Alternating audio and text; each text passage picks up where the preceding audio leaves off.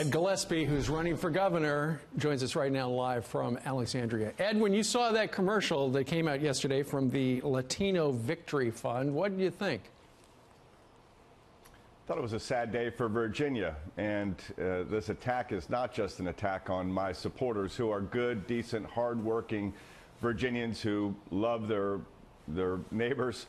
It's an attack on all Virginians, Steve, and the fact is that whether you disagree with people or not, in Virginia we respect civil discourse, and this is a new low in politics here. It's a sad day. I was glad when a couple of the Democratic members of our House of Delegates yesterday condemned the ad, but outrageously my opponent has embraced it, and it reveals a disdain not just for my supporters but for all Virginians, frankly, who want to have a discussion about issues and policies in this election that I've been focused on.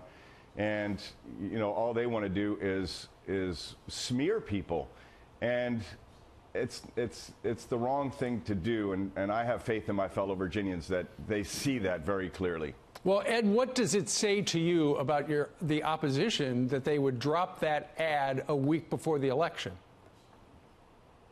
One, it's clear they understand this race is slipping away from them and they're losing it because they don't have any policies. And I've been putting forward policies for months now, 20 specific detailed policy proposals to get Virginia growing again. And two, they don't want to debate the issues.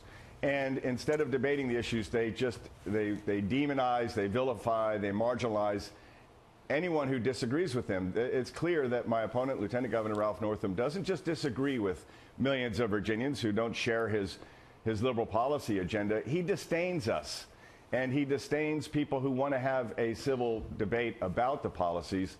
And that's what I put forward. Steve, I have focused on policies throughout this campaign. We do have policy differences. And the notion that if you don't think we should allow for sanctuary cities in the Commonwealth of Virginia because that won't make us safer from MS-13, if someone's here illegally and they commit a crime, I believe we need to cooperate with federal law enforcement, and they should be subject to deportation.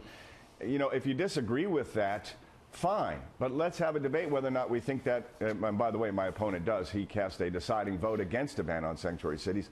Let's debate the issue. But to attack people, to dismiss them, I don't think he has confidence in debating his position on that. Most Virginians don't agree with him on that.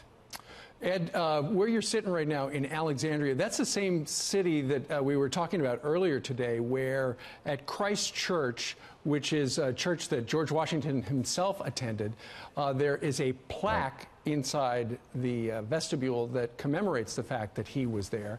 But they're taking it down because apparently it makes some people feel uncomfortable. What do you make of this? Because I know statues in Virginia, another big topic this election cycle.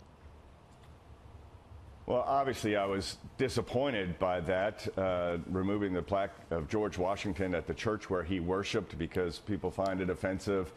And, you know, that is another debate in this campaign. My opponent is in favor of removing all the historical Civil War monuments in the Commonwealth of Virginia. I think they should stay up. We should add historical context to them. And, you know, the fact is Virginia was front and center, obviously. Of course, we've been at the forefront of American history from the very founding here of Virginia and Virginians.